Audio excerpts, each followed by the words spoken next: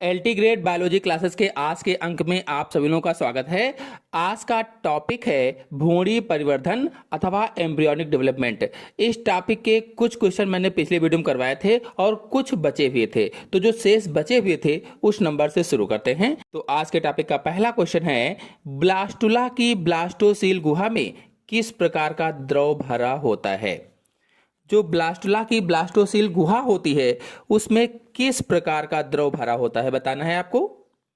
अम्लीय, एल्ब्यूमिन्स, लवणीय, शुद्ध जल। कौन सा ऑप्शन सही होगा? यदि आप लोगों ने अभी तक वीडियो को लाइक नहीं किया है तो लाइक जरूर कीजिए, अपने सभी दोस्तों में शेयर कीजिए और चैनल पर पहली बार आए हैं तो चैनल को सब्सक्राइब भी कर लीजिए। तो इसका ऑप्शन सही होगा सी, लवणीय। अब लवणीय क्यों कहा गया है? क्योंकि इसमें लवण होंगे, यानी ब्लास्टोसील गुहा में एक प्रकार का जलीय तरल पदार्थ भरा होता है। जो ब्लास्टोसील गुहा होती है उसमें एक प्रकार का जलीय तरल पदार्थ भरा होता है जिसमें अमीनो अम्ल, प्रोटीन, शर्करा और आयन जैसे पोषक तत्व होते हैं। ये कोशिकाओं को सही विकास, यानी उसके कोशिकाओं के सही विकास और विभेदन के लिए आवश्यक होते हैं। नेक्स्ट क्वेश्चन है, आर्तो चक्र निम्न में से किस में पाया जाता है? चार ऑप्शन आपके सामने दिए गए हैं और पूछा गया है जो मेंस्ट्रुअल साइकिल होती है, एमसी होती है, निम्न में से किस में पाई जाती है? सोचिए और बताइए। सभी लोग वीडियो को अपने दोस्तों में शेयर जरूर करें ताकि ज़्यादा से ज़्यादा लोग जुड़ सकें, और जितने ज़्यादा लोग जुड़ेंगे तो हमें अच्छा लगेगा, लाइक आएंगी और भी अच्छा आपके लिए वीडियो ला पाएंगे। तो इसका आंसर सही होगा डी, केवल प्राइमेट्स में। आपको बता दें कि प्राइमेट्स के अंतर्गत लीमर, लोरिस, बंदर और मानव को शामिल किया गया है।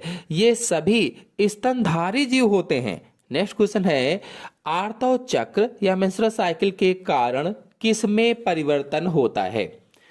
आर्तो चक्र के कारण किसमें परिवर्तन होता है बताना है। चार ऑप्शन आपके सामने दिए गए हैं, अंडवाहिनी में, गर्भाशय में, व्यवहार में, यानी बी और सी दोनों में। किसमें आंसर सही होगा? सोचिए और बताइए। तो इसमें आंसर सही होगा डी, बी और सी दोनों में। आपको बता दें कि आर्तो चक्र या एमसी मुख्य रूप से गर्भाशय के अंदरूनी स्तर में परिवर्तन लाता है। जो गर्भाशय के अंदरूनी स्तर होते हैं उसमें चेंजेस लाता है, परिवर्तन लाता है। यानी जो एंडोमेट्रियम है, एंडोमेट्रियम में परिवर्तन होता है जिसमें यह परत टूटकर ब्लड के साथ योनि से बाहर निकलती है। आपको बता दें कि एस्ट्रोजन और प्रोजेस्टेरॉन हार्मोन आर्तो चक्र को नियंत्रित करते हैं या एमसी को नियंत्रित करते हैं। नेक्स्ट क्वेश्चन है, रुधिर स्राव किस में होता है? चार ऑप्शन आपके सामने दिए गए हैं, मध्य चक्र, आर्तो चक्र, ए और बी दोनों, इनमें से कोई नहीं। कौन सा ऑप्शन सही होगा? रुधिर स्राव किस में होता है? तो इसका आंसर हम सभी लोग जानते हैं, रुधिर स्राव आर्तो चक्र में होता है या आर्तो में होता है या मेंस्ट्रुअल साइकिल या एमसी में होता है। और आपको बता दें, महिलाओं के अंडाशय, सहायक नलिकाएं और हार्मोनल स्तर में चक्रीय परिवर्तन को आर्तो चक्र कहा जाता है। महिलाओं के अंडाशय में, सहायक नलिकाएं और हार्मोनल स्तर में जो चक्रीय परिवर्तन होते हैं उसे ही आर्तो चक्र या मेंस्ट्रुअल साइकिल कहा जाता है। और यह गर्भावस्था के लिए शरीर को तैयार करता है, गर्भावस्था के लिए शरीर को तैयार करता है। अंडाणु का निषेचन न होने पर यह क्रिया होती है या आर्तो चक्र वाली क्रिया होती है। नेक्स्ट क्वेश्चन है, एम्फिऑक्सिस का अंडा होता है सूक्ष्म पीत की, मध्य पीत की, अति पीत की। एम्फिऑक्सिस का अंडा होता है। सोचिए और बताइए कौन सा ऑप्शन सही होगा इसमें। सभी लोग वीडियो को लाइक जरूर करें, अपने सभी दोस्तों में शेयर करें ताकि ज्यादा से ज्यादा लोग जुड़ सकें। तो इसका आंसर सही होगा पहला, सूक्ष्म पीतकी होता है, यानी माइक्रोलेसिथल होता है। माइक्रोलेसिथल जब अंडे में जर्दी की मात्रा बहुत कम होती है, जो अंडा होता है उसमें जर्दी की मात्रा जब बहुत कम होती है तो उसे माइक्रोलेसिथल या सूक्ष्म पीतकी कहा जाता है। और जब पीतक की मात्रा साधारण तो उसे मध्य पीतकी कहा जाता है। और जब पीतक की मात्रा उच्च होती है, बहुत होती है, तो उसे अति पीतकी कहा जाता है। नेक्स्ट क्वेश्चन है, चूजे में किस प्रकार का विदलन होता है? सोचिए बताइए। जो चूजा होता है उसमें किस प्रकार का विदलन पाया जाता है? 4 ऑप्शन आपके सामने दिए गए हैं। बहुत ही इंपॉर्टेंट क्वेश्चन है, कई बार पूछा जाता है। वीडियो को शेयर जरूर करें अपने दोस्तों में, सभी लोग लाइक जरूर करें। तो आंसर सही होगा इसका पहला, मेरोब्लास्टिक। बता दें कि चूजे या मुर्गी के अंडे में डिस्कॉइडल मेरोब्लास्टिक प्रकार का विदलन पाया जाता है या क्लीवेज पाया जाता है। और इसका मतलब है कि विदलन अंडे के केवल एक छोटे से हिस्से में होता है जिसे जर्मिनल डिस्क कहते हैं, और अंडे के बाकी हिस्से में बहुत सारा पीला भाग या यॉक विदलन से प्रभावित नहीं होता है। नेक्स्ट क्वेश्चन है, त्वचा की एपिडर्मिस किस जनन स्तर से विकसित होती है? सोचिए और बताइए। जो त्वचा की एपिडर्मिस होती है वो किस जनन स्तर से विकसित होती है?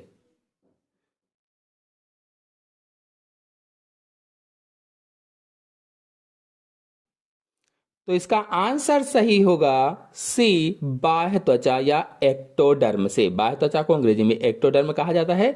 तो त्वचा की एपिडर्मिस बाह्य त्वचा या एक्टोडर्म से विकसित होती है।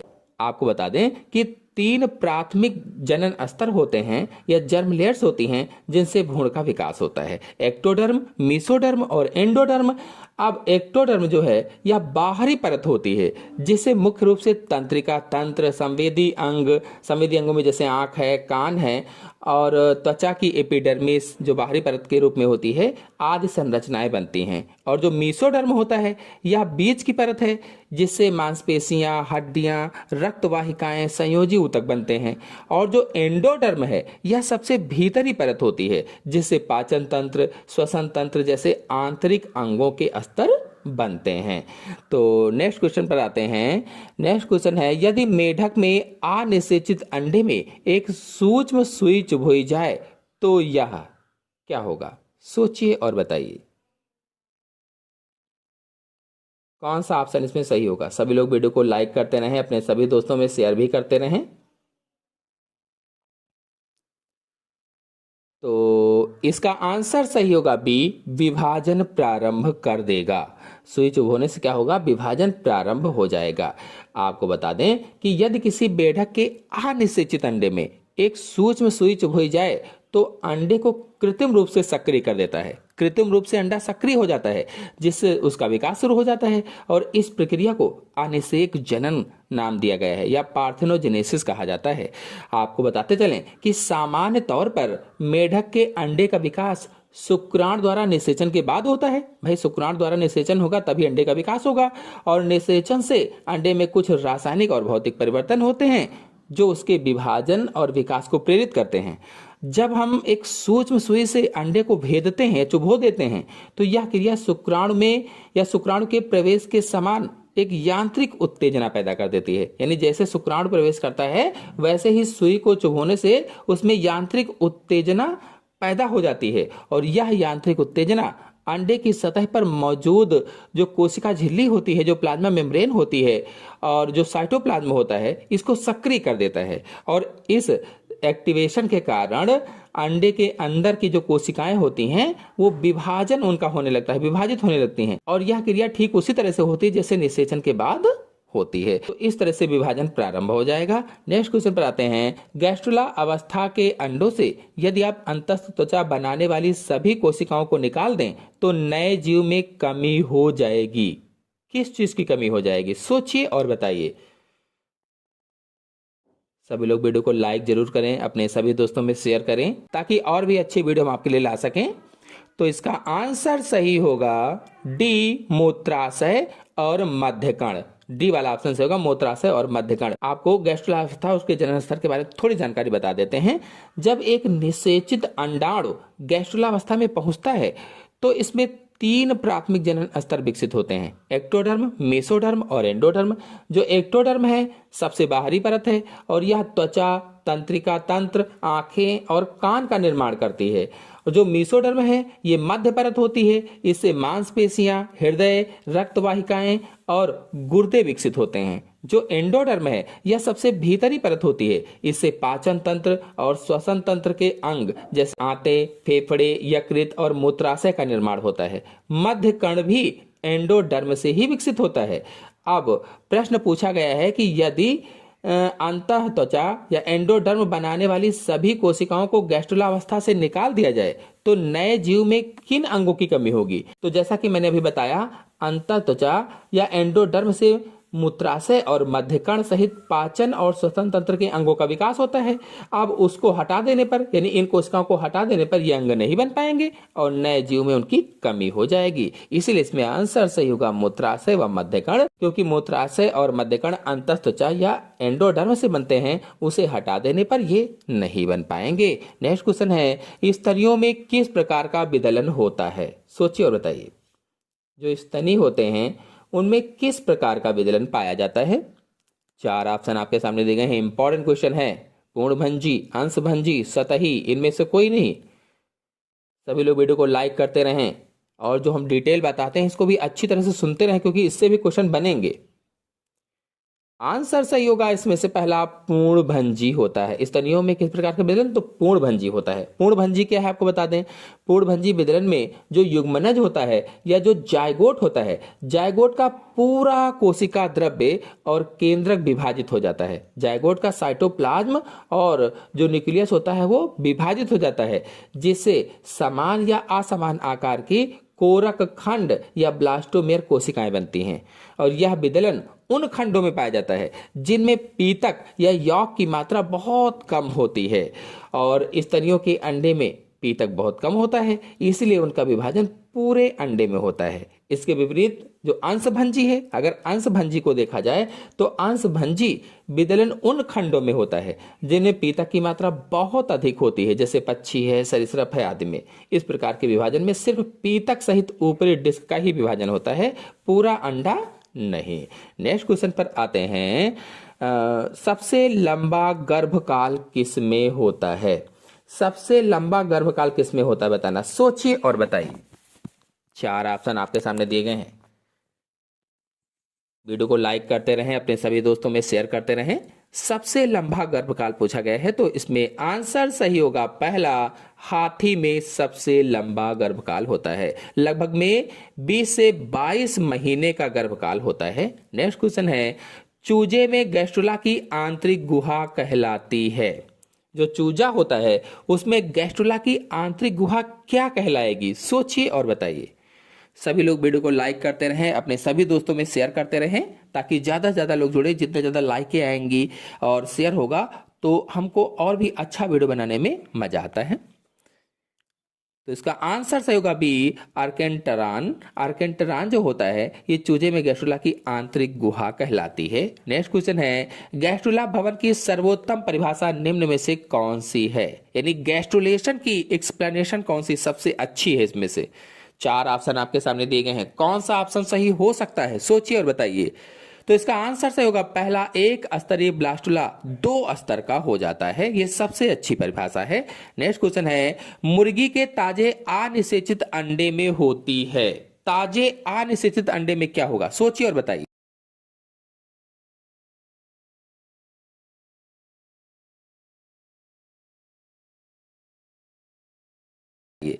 आंसर सही होगा इसका पहला, एक कोशिका। नेक्स्ट क्वेश्चन है, हाथी का गर्भकाल होता है कितने दिन का? हाथी का गर्भकाल होता है लगभग में 4 ऑप्शन आपके सामने दिए गए हैं। कौन सा सही होगा लगभग में बताइए।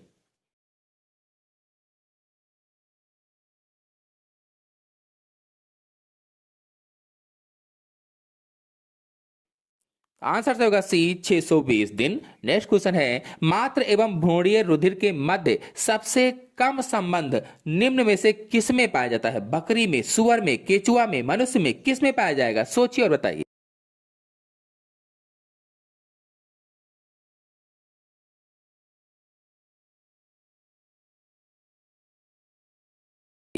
आंसर सही होगा सी, केचुआ में। नेक्स्ट क्वेश्चन है, शुक्राणुओं के एक्रोसोम में क्या होता है? शर्करा, एंजाइम, कोशिका द्रव्य, केंद्रक। शुक्राणुओं का जो क्रोमोसोम होता है उसमें क्या होता है, सोचिए और बताइए।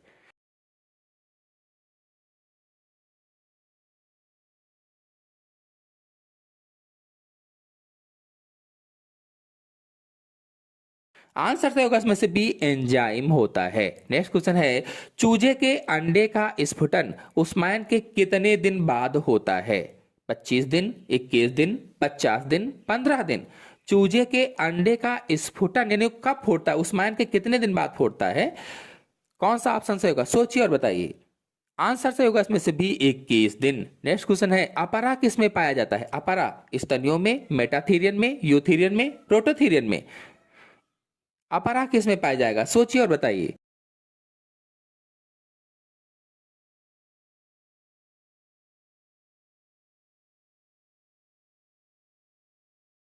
आंसर से होगा इसमें से पहला, स्तनियों में। नेक्स्ट क्वेश्चन है, लार्वा अवस्था में प्रजनन अंगों के विकास को क्या कहते हैं?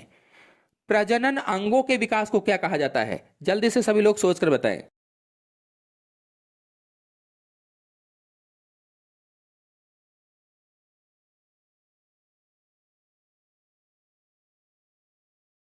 आंसर से होगा इसमें से डी, नियोटेनी अथवा पीडोजेनेसिस। नेक्स्ट क्वेश्चन है, निम्न में से कौन सी संरचना मोरुला को ब्लास्टुला से भिन्न करती है? चार ऑप्शन आपके सामने दिए गए हैं, कौन सा ऑप्शन सही हो सकता है, सभी लोग सोचकर बताएं।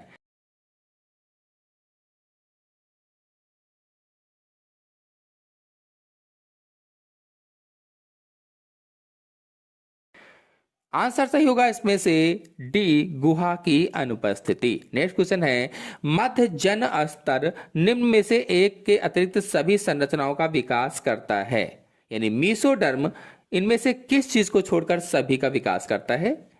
सोचिए और बताइए।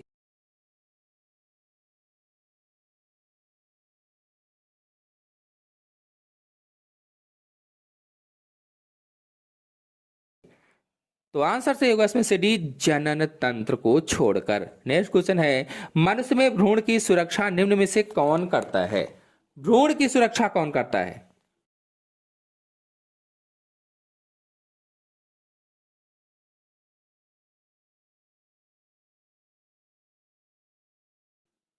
आंसर सही होगा इसमें से पहला, उल्ब गुहा करती है। नेक्स्ट क्वेश्चन है, प्रोजेस्टेरॉन एवं एस्ट्रोजन की मात्रा में कमी होने से निम्न में से कौन सी स्थिति हो जाती है? सोचिए और बताइए।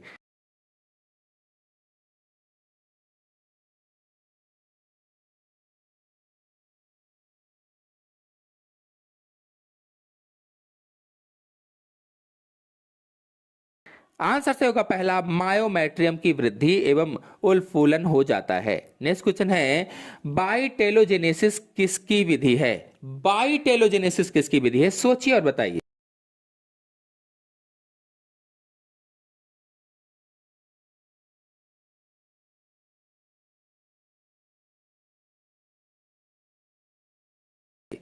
आंसर सही होगा इसमें से बी, सरीसृपों तथा पक्षियों के विकास के समय यौक पिंड के चारों ओर पीतक कोष झिल्ली का निर्माण।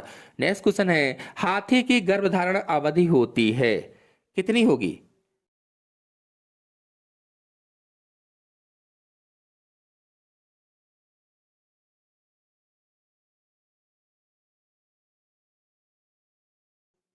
आंसर सही होगा इसमें से डी, 20 महीने। लगभग में यह है 20 से 22 महीने होता है। नेक्स्ट क्वेश्चन है, निम्न में से किस सूची में केवल मीसोडर्म से विकसित संरचनाएं हैं? ऐसी कौन सा समूह है इसमें से जिसमें केवल मीसोडर्म से विकसित संरचनाएं हैं, सोचिए और बताइए।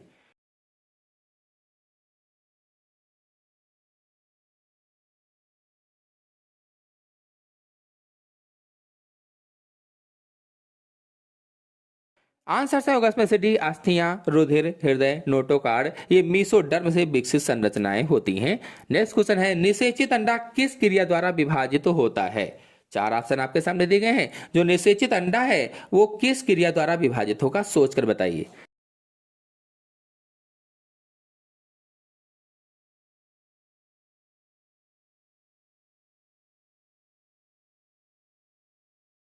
आंसर सही होगा इसमें से सी, विदलन या क्लेवेज। अंतिम क्वेश्चन पर आते हैं, घोड़ा का अपरा होता है, घोड़ा का अपरा